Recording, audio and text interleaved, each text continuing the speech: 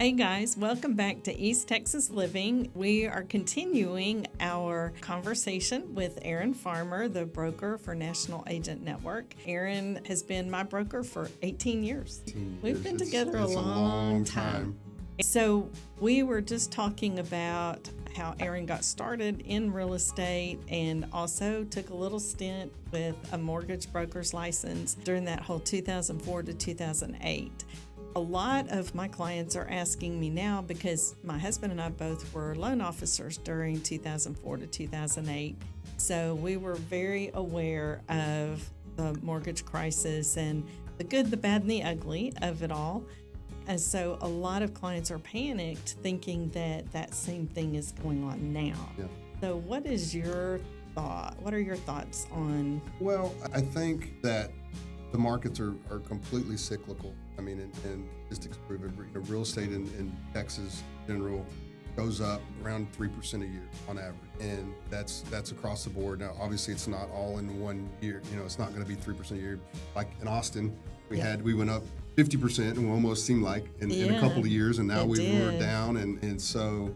I did experience the 2008 crash. I actually experienced the 2001.com crash as well. It was big in Austin. It wasn't hit hard other places because we had a big tech industry, a lot of .coms in Austin, and a lot of people leaving town. But I think ultimately you got to look at your timeline. It's not, good real estate deals, they don't go wrong. Sometimes they go long. So if your timeline is, if you have a long timeline, like you have faith in Tyler and East Texas, and you think that this area keep going up, there's no reason. I mean, it's just insane to think that we're gonna have this mass exodus of people from East Texas. Frankly, it's the opposite. Right. You're having a mass influx of people, and if you have faith in this area, not necessarily in real estate, but just in the market in general. The market and the economy here has always been pretty stable. Yeah. Now, I do know that oil and gas has always been really big here, so sometimes that can have a little bit of an impact. It seems like overall, people have always explained to me that when there is a bigger market crisis in other areas, that the way that it impacts Tyler and some of the surrounding East Texas areas is more like a bump in the road rather than it being something really massive. And we did see in COVID days and shortly after COVID days, I mean, we saw prices increase here and multiple offers and all kinds of craziness that we had not really experienced in a long time. And so I do believe that, some of the prices did go up more than they normally would have.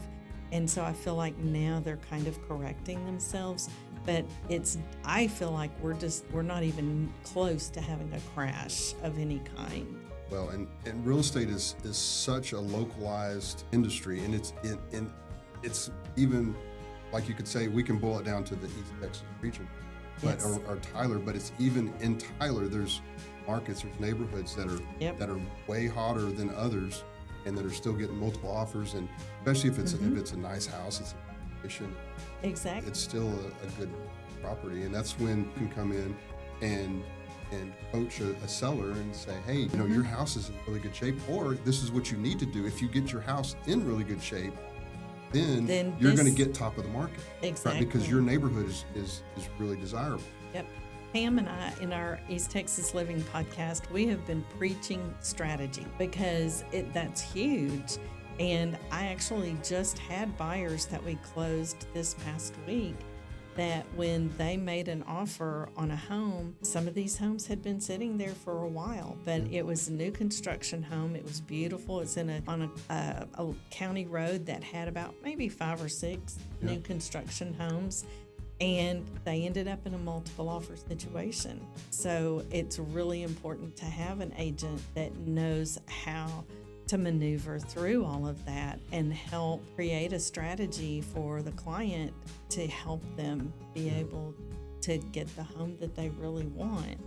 So yeah, and and I know a lot of people are kind of sitting on the sidelines right now too. They don't really want to make a move. In fact, I met a new client yesterday, and he said that he has his broker's license in California, but doesn't want to practice in Texas. He's more of an investor person.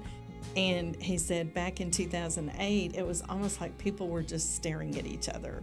And that's almost kind of the feeling that you get now. Because you have people like Roy and I that we have a 3% interest rate on our home.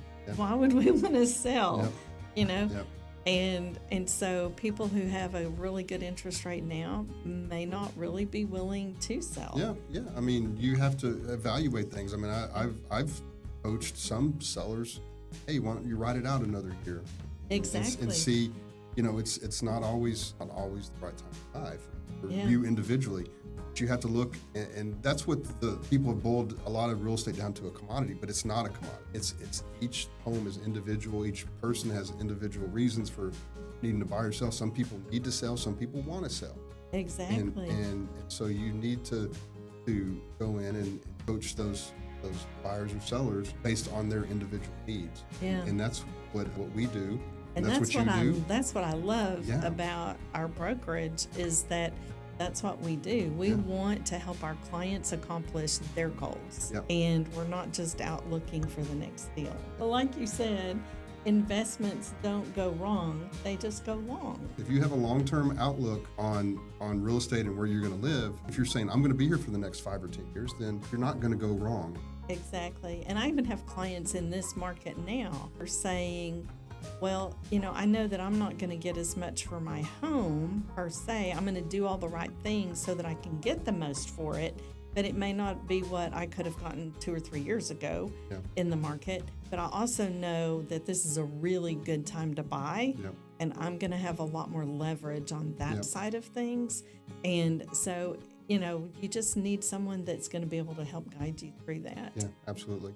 I have, speaking about going wrong or going long, I have been having this running debate. There's a realtor in Austin that I play pickleball with, and he's predicting that the market's going to turn around in 2027, and I said, well, I think it's going to be the second half of 2026. And so, okay, well, I mean, you're talking about such a narrow timeline. I mean, if you're willing to wait it out to 2029 or 2030, you're not going to go wrong. Exactly. I mean, I may be wrong, he may be wrong, who knows? But I mean, one of us is, if you're going long the market, especially in Texas in general. Yeah. Well, stay tuned, because we have a lot more to come.